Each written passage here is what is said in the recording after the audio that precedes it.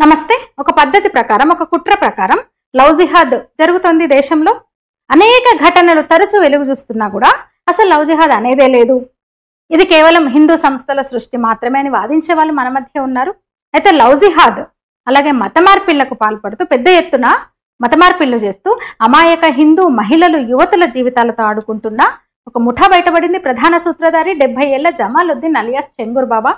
అతని భార్యను కూడా యూపీ ATS 15 రోజుల క్రితం అరెస్ట్ చేసింది, విచారిస్తోంది. ఈ మత మార్పిడి లవ్ జిహాద్ కోసం 100 కోట్ల నిధులు అందినాయంట విదేశాల నుంచి.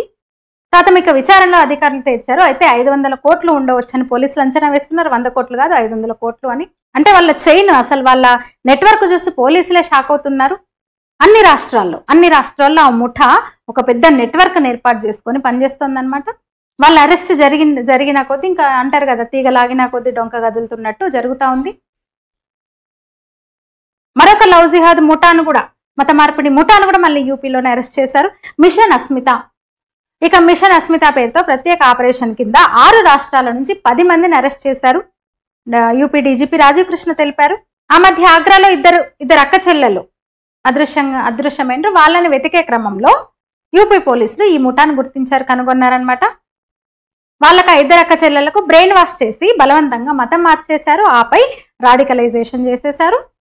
అరెస్ట్ అయిన వాళ్ళలో గోవాకు చెందిన ఆయేషా, SB కృష్ణ హిందూ పేరు, ఢిల్లీ నుంచి ముస్తఫా, మనోజ్, అతని పేరు మామూలుగా పెట్టుండే మనోజ్ అనమాట. మనోజ్ అనే పేరుతో మహిళల ముందుకెళ్ళి హిందూ యువతుల దగ్గరికి వెళ్ళి వాళ్ళని ట్రాప్ చేస్తారనమాట, హిందువునని చెప్పి.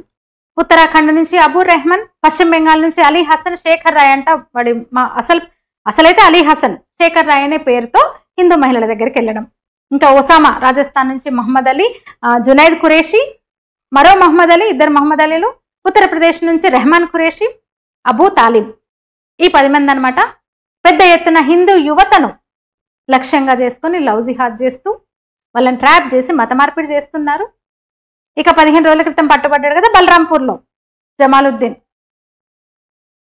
ఇప్పుడు తాజాగా మిషన్ అస్మిత కేసు. ఈ 2 కూడా మెయిన్ లవ్ జిహాద్ ద్వారా మత మార్పిడి రాకెట్లను నిర్వహిస్తున్నారనమాట. పెద్ద ఎత్తున నెట్వర్క్, చెప్పిన కదా, ఒక ఇంటర్ స్టేట్ నెట్వర్క్ తో వీళ్ళందరూ పనిచేస్తున్నారు. దాదాపు 1000 మంది యువకులకు, ముస్లిం యువకులకు ప్రోత్సాహకాలు ప్రకటించి హిందూ అమ్మాయిలను, మహిళలను ట్రాప్ చేయడానికి వాళ్ళను వదులుతున్నారనమాట రోడ్డు మీదకి. ముఖ్యంగా ఉత్తరప్రదేశ్లోని ఒక గ్యాంగ్. అయితే వాళ్ళు కూడా ఏంటంటే, ముఖ్యంగా వాళ్ళ లక్ష్యం పేద, దిగువ మధ్య తరగతి వాళ్ళు, మైనర్లు, యువతులు, మహిళలు, వాళ్ళని లక్ష్యంగా చేసుకోవడం. ఇక ఈ మిషన్ అస్మిత కేసు 6 రాష్ట్రాలను కలుపుతున్న ఒక పెద్ద స్థాయి రాకెట్ను బహిర్గతం చేసింది. ఈ 2 కేసులు కూడా వేర్వేరు గ్యాంగులకు సంబంధించినవి అయినా సరే, ఇంకా వాళ్ళ లక్ష్యం, వాళ్ళ టార్గెట్ అదే. హిందూ అమ్మాయిలు వాళ్ళ టార్గెట్, లవ్ జిహాద్ వాళ్ళ టార్గెట్, మత మార్పిల్లే వాళ్ళ అంతిమ ఇదనమాట. డబ్బులు ఎరచూపడం వాళ్ళకి, అంటే ఎదుటి వాళ్ళ బలహీనతను ఆసరాగా తీసుకుని ముఖ్యంగా డబ్బు ఎరచూపడం, వాళ్ళని మతం మార్చడం. ఇక ఇంకో విషయం ఏంటంటే, ఇంకో దారుణమైన విషయం ఏంటంటే, ఈ అరెస్ట్ అయిన చెంగూర్ బాబా, ఈ అలియాస్ జమాలుద్దీన్ అనేవాడు తన సంస్థకు పెట్టిన పేరు భారత్ ప్రతికర్త సంఘ్. అంటే RSS అనుబంధ సంస్థ నాదే, నేను RSS అని చెప్పుకోవడానికి అనమాట. అట్లా ఆకర్షించడానికి ఆ పేరు పెట్టి నాగ్పూర్ కేంద్రంగా కార్యాలయాన్ని ఓపెన్ చేశాడు. నాగ్పూర్ కేంద్రంగా ఆఫీస్ వాడిది భారత్ ప్రతికర్త సంఘ్. అంటే ఎవరైనా మహిళలు, ఎందుకంటే హిందూ పేర్లతో వెళ్ళి వీళ్ళు మహిళలతో పరిచయం పెంచుకుంటారు కదా, మీరు రండి అంటే ఆఫీస్కి వెళ్తారు కదా, హిందూ సంఘే అనుకుంటారు. అక్కడ మెల్లగా వాళ్ళనంతా కూర్చోబెట్టి బ్రెయిన్ వాష్ చేస్తారనమాట. ఇంకా దారుణం ఏంటంటే, వాళ్ళ లెటర్ హెడ్ మీద భారత ప్రధాని మోదీ బొమ్మ ఉంది.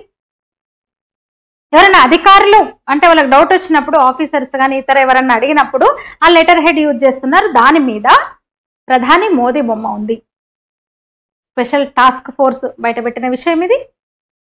ఇప్పటికే 100 కోట్ల విదేశీ నిధులు వచ్చినాయి. 100 కోట్ల కాదు, 500 కోట్ల అయి ఉండొచ్చని వీళ్ళు అంచనా వేస్తున్నారు, అనుమానిస్తున్నారు.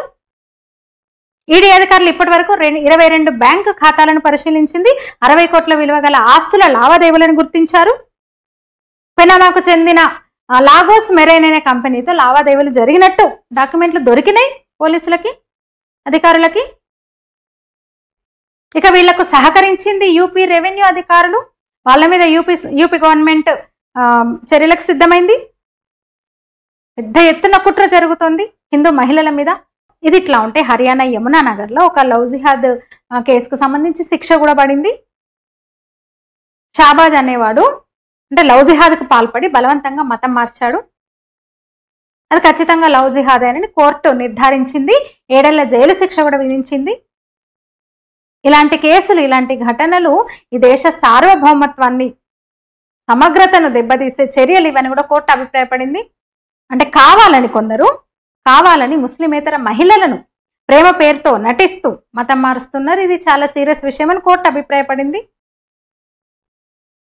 అమ్మాయి 14 ఏళ్ళే అమ్మాయికి, ఆ షాబాజ్ అనేవాడు 35 ఏళ్ళు అనమాట. అమ్మాయి స్కూల్కి వెళ్తుంటే వెంటబడి వేధిస్తూ నేను ప్రేమిస్తున్నానని చెప్పి ట్రాప్ చేశాడనమాట. నాతో స్నేహం చేయమని, తర్వాత ప్రేమ అని చెప్పి ట్రాప్ చేసేసి మతం మార్చేశాడు తీసుకెళ్ళిపోయి. అమ్మాయి మైనర్ కనుక అన్ని దోషిగా తెలిసింది. కోర్టు శిక్ష పడింది. జాగ్రత్తగా ఉండండి. మన దగ్గర కూడా జరుగుతున్నాయి, నిత్యం చూస్తున్నాం మనం. ఈ వీడియో మీద మీ అభిప్రాయం తెలియజేయండి.